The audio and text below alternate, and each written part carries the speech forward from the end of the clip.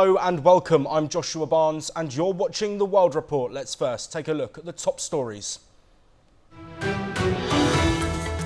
Israeli Prime Minister Benjamin Netanyahu says the Gaza ceasefire will not begin until Hamas releases a list with the names of the 33 hostages who are to be released in exchange for Palestinian prisoners. Mediators say the list has now been handed over. So far, 3 names have been publicly revealed, including the British-Israeli citizen Emily Damari.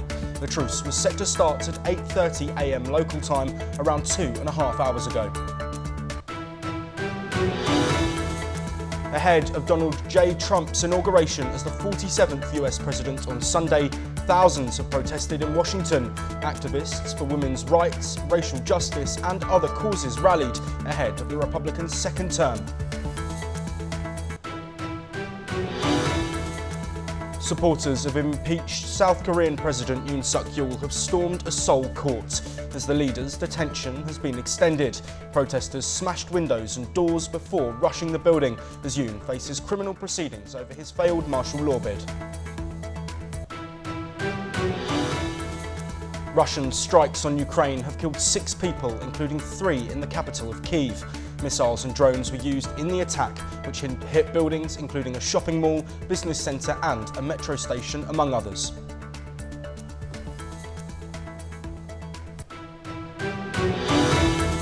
Fueling the political upheaval in South Korea, a court has extended President Yoon Suk-yeol's detention for up to 20 days. In granting law enforcement's request for an arrest warrant for Yoon, the court said he was a threat and could destroy evidence. Shortly after the court's decision was announced, his supporters swarmed the building, breaking windows and doors before entering, while the police tried to keep them at bay.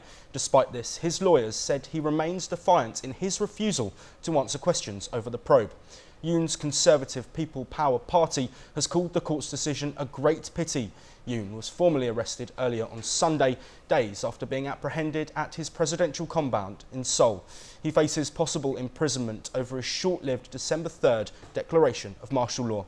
Yoon and his lawyers on Saturday appeared before the court and argued for his release. We'll first head to our correspondent Aditya Wadwan, who is joining us. Aditya, thank you. Looking at the scenes that we've seen, this isn't the first time there have been protests in South Korea over Yoon's impeachment and his trial and his arrest. But can you describe those scenes for us? Well, George, so far what we know is that, the supporters of Yoon have, just clashed with the police, the personnel that have been deployed outside the court. There were many supporters of Yoon were arrested by the police, and they were forcibly taken into taken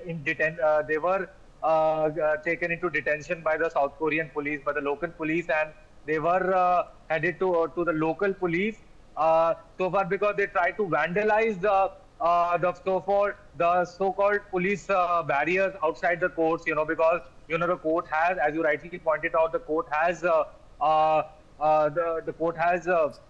extended the custody of the court has extended the custody of Yoon, and so it is very significant, as to what will happen in this case further.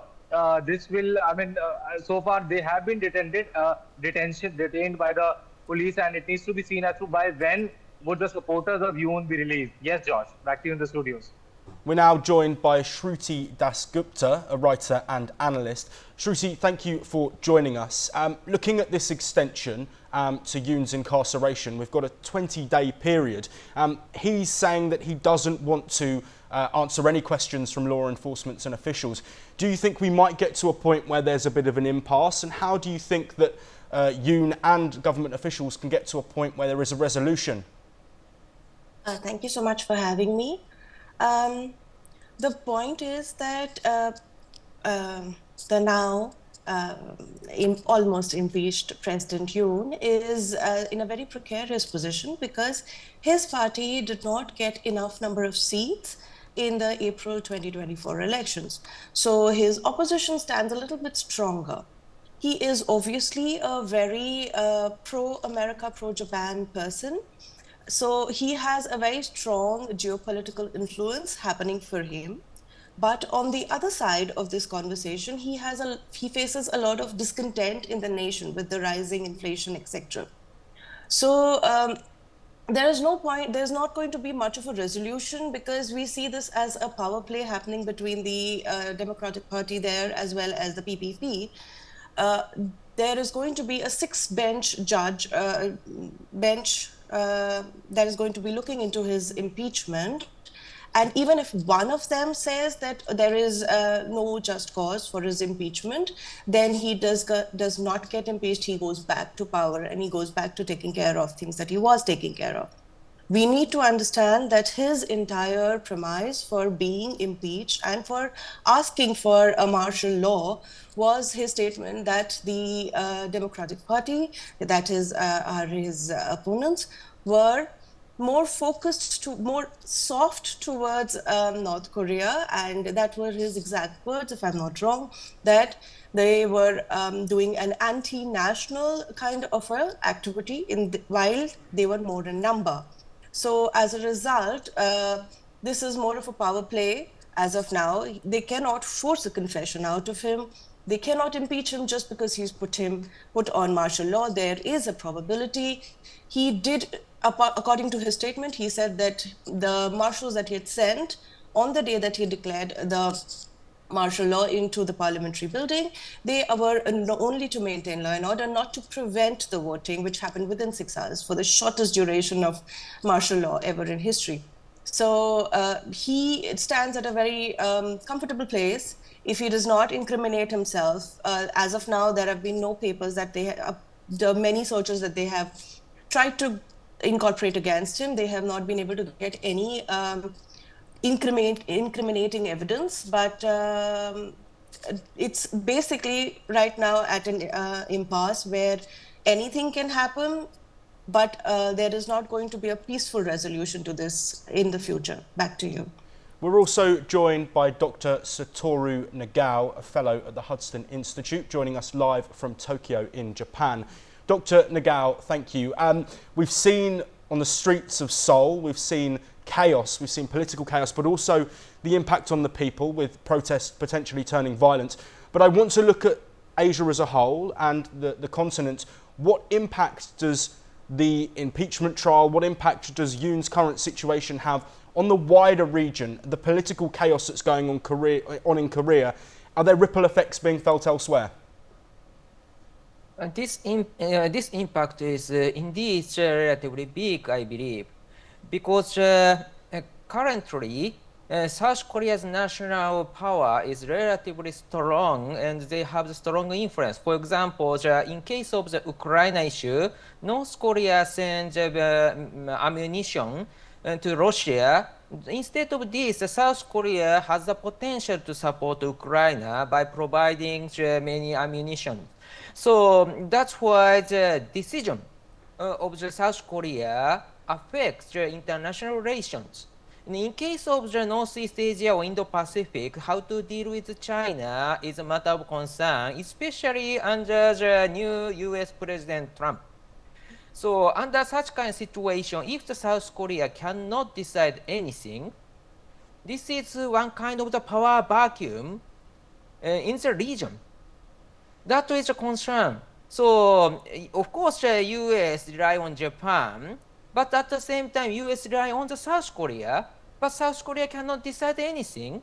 That will affect the cooperation in this region. To how to deal with Russia, how to deal with North Korea, how to deal with China at the same time in the Northeastern Asia, in this case, and how to support Taiwan during the someone deterred North Korea's attack in the Korean Peninsula. In this case, without the South Korea's influence, we cannot deter such kind of the conflict. So that's why Japan is worrying, US is worrying, or Taiwan, the Philippines, or the US side country are worrying, I think. Dr. Satoru Nagao, thank you for joining us. Also, thank you to Shruti Dasgupta. We will, of course, continue to bring you the latest coming from Korea in the developing story. We now move on to Taiwan's Ministry of National Defence, which has detected 9 Chinese aircraft and 6 Chinese naval vessels in its territory. Among them, 4 aircraft crossed the median line and entered Taiwan's southwestern and eastern air defence identification zone. The MND, in a social media post, said that they monitored the situation and responded accordingly. On Saturday, the ministry also detected 17 aircraft and 6 naval vessels of the People's Liberation Army operating around the island. 13 of the aircraft on Saturday crossed the median line and entered Taiwan's southwestern air defence identification zone. In recent weeks, China has been reportedly boosting its ability to invade Taiwanese beaches with innovative new naval equipment. These are strong indicators that China is serious about its plans of potentially invading Taiwan. We will head back to Aditya Wadwan, our correspondent. Aditya, thank you for joining us. I want to really look at this persistent Chinese military action around the Taiwanese island. Can you provide us some more information on what's been going on and why China is increasing their military presence? Well, Josh, if you see, this is a routine thing that the People's Liberation Army of China does this. It as per the routine, it violates the airspace of the Taiwanese. Taiwan, it violates the water. Sometimes, it just the Coast Guard vessels of the Taiwanese Navy that are sailing in the seas in the South China Sea. They always routinely, the PLA boat deliberately hit the boat so that there is a problem. There is a tension made between the two countries. So far, let us just put this into perspective. Why has China just tries to intimidate the Taiwanese Navy by doing such,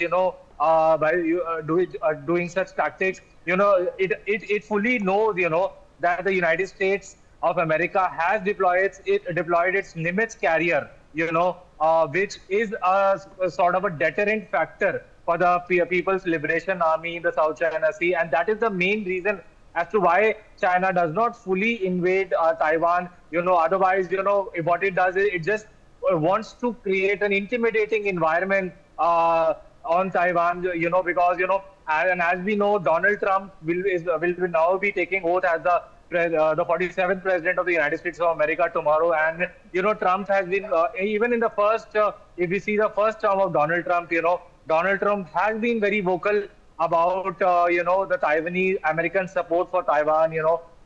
During his first term, the U.S. House Speaker Nancy Pelosi went when China was opposing U.S. Nancy Pelosi's visit to Taiwan. She deliberately went to Taiwan and met the then Taiwanese Prime Minister, and showed a firm solidarity with Taiwan. So America actually supports Taiwan in every way. So this, with Trump taking over as the president again, he might, diffuse. He might be instrumental in diffusing the tensions between China and Taiwan. Yes, Josh. Back to you in the studio. Thank you, Aditya.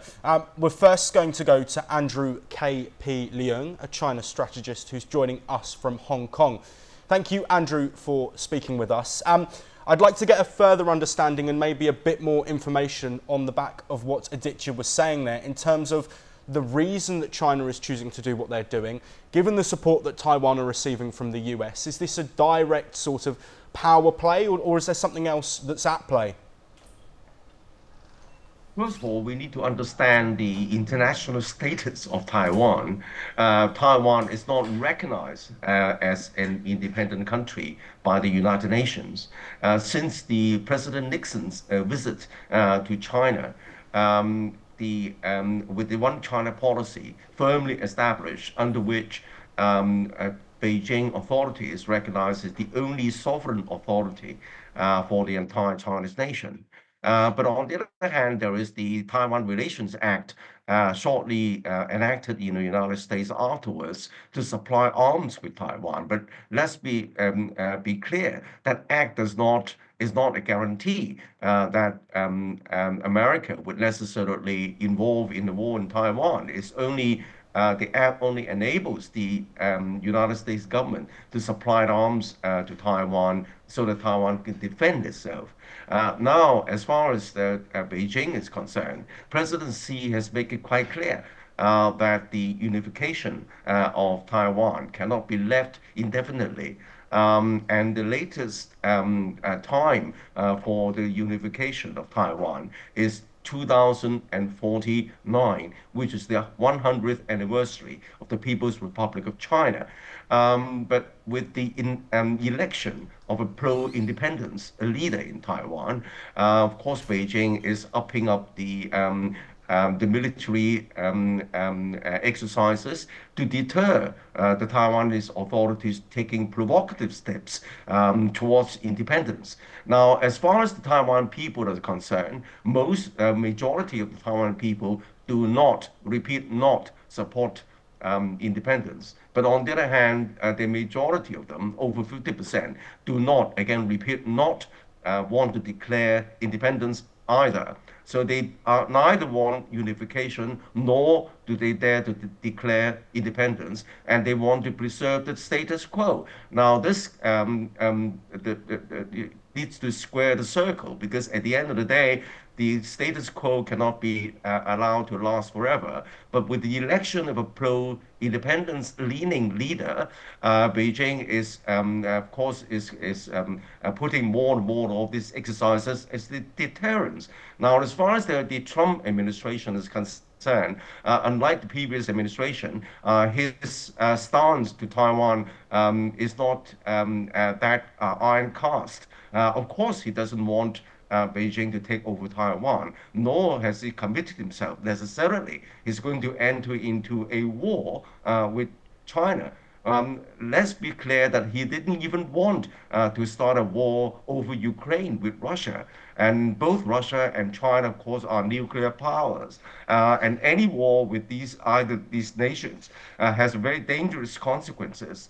So I think that we are faced with this conundrum. But on the other hand, Beijing has issued 3 white papers on Taiwan. The last was coinciding with Nancy Pelosi's provocative visit to Taiwan. But all 3 white papers issued over the past 10 or 15 years reaffirm the priority for peaceful unification. Now, if people read the China's military tactics, the Sun Tzu's art of war, the best victory is fought without fighting.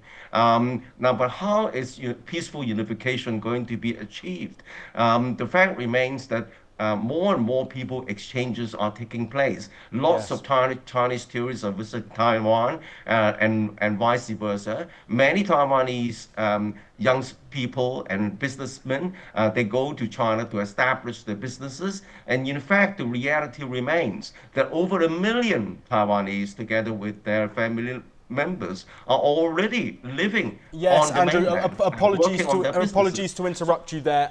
We don't have very long. We are also joined by Ross Feingold, who is a political risk analyst who's joining us from Taipei.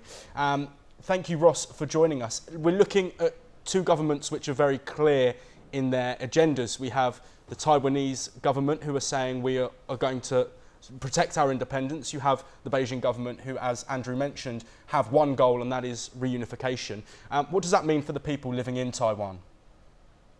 Well, first, I want to correct something that Andrew said. He says 1 million Taiwanese are living in China. And I know a lot of media refer to that number, but even China's own census data doesn't show that. So I think we need to be careful about repeating what's in the media, because sometimes journalists are very sloppy with the things they write. So there are not 1 million Taiwanese living in China. But regardless, Andrew is correct that the Taiwanese people generally want to maintain the status quo. They don't want to declare independence and risk a war, nor do they want to unify with the People's Republic of China. So we're stuck in this situation, and that's been the situation ever since the United States de-recognized the Republic of China and instead recognized the People's Republic of China in 1979. And the interesting thing about the recent military activity, I think it's also putting down a marker for the incoming Trump administration that there is a new normal versus when Trump was president the first time.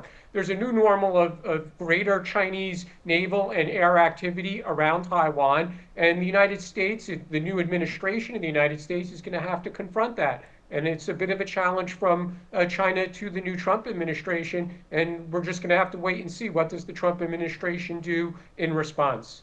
Ross Feingold, thank you very much for joining us. Also, thank you to Andrew K.P. Leung. We will, of course, continue to bring you all of that, and as we look towards Donald Trump's inauguration, his impact in the region. We now move to ethnic violence, to allegations of genocide in Sudan, where conflict is spiralling into one of the world's worst humanitarian crises. Tens of thousands are dead, millions displaced, and the suffering continues to mount. Here's the report. In Sudan, the United Nations Human Rights Chief, Volker Turk, has warned that the ongoing conflict has become increasingly dangerous for civilians. Reports have emerged of army-allied militias carrying out ethnic-based attacks on minorities, exacerbating an already desperate situation. The Sudanese army, engaged in a battle with rival paramilitaries since April 2023, has launched an offensive this week in Al Jazeera state, recapturing its capital, Wad Madani, from the Rapid Support Forces. The UN Human Rights Office has confirmed at least 21 deaths in 2 separate attacks in the region last week, with the actual toll likely much higher. Ethnic violence has not only been reported in areas controlled by the RSF, but also in those under the army's control. The US Treasury Department has imposed sanctions on Sudanese Army Chief Abdel Fattah al-Burhan. They also sanctioned RSF Commander Mohammed Daglo for committing genocide. UN spokesperson Ravina Shamdasani said the organization cannot confirm reports of the Sudanese army using chemical weapons due to limited access. Yes, of course, we've seen the report from the US. Now, our own office, within its limits of access, has not specifically documented the use of chemical weapons during this conflict in Sudan. Of course, these reports are very worrying, very concerning, and they do require further investigation. Both sides in the conflict have been accused of targeting civilians. The RSF faces allegations of ethnic cleansing, systematic sexual violence, and laying siege to towns. The war has claimed tens of thousands of lives, displaced more than 12 million people, and created one of the world's worst humanitarian crises. Bureau Report, NewsX. Let's now get some latest updates from across the world of business. US Treasury Secretary Janet Yellen warned that the government will hit its borrowing limit on Tuesday, triggering the use of extraordinary measures to avoid default. In a letter to congressional leaders, Yellen stated that these measures would begin on January the 21st, just days before the Biden administration's transition to President-elect Donald Trump. US stocks surged on Friday, capping a strong week driven by optimism about the economy and interest rate trends. The S&P 500 and Dow posted their largest weekly gains since early November, while the Nasdaq saw its best performance since December. Positive data eased inflation concerns and fueled expectations of earlier, larger rate cuts by the Federal Reserve. Spanish telecom giant Telefonica announced on Saturday that its board has appointed Indra chairman Marc Mutra as its new CEO, replacing Jose Maria Alvarez Palet. The decision follows a request from state-owned fund SEPI. Telefonica's board held an extraordinary meeting to terminate Alvarez Palet's contract and offer the role to Mutra, who accepted. The US Equal Employment Opportunity Commission sued General Motors and the United Auto Workers on Friday. They are accused of age discrimination and sexual harassment at Stellantis, including Chrysler. GM and UAW allegedly reduced benefits for older employees on Social Security since October 2019 under their collective agreement. Asset manager BlackRock has agreed to a new disclosure requirement regarding its use of sustainable investment factors. This follows a legal settlement with Tennessee Attorney General Jonathan Skrmetti. This resolution marks another move by BlackRock and other firms away from environmental, social and governance measures, amid growing anti-ESG opposition from Republican politicians, including President-elect Donald Trump. Starbucks CEO Brian Niccol announced on Friday that the company will cut jobs as part of its turnaround plan. The details of the layoffs, expected by early March, will not affect in-store teams or investments in store hours. Niccol, who took over 4 months ago, is addressing challenges from competition and declining demand in the US and China.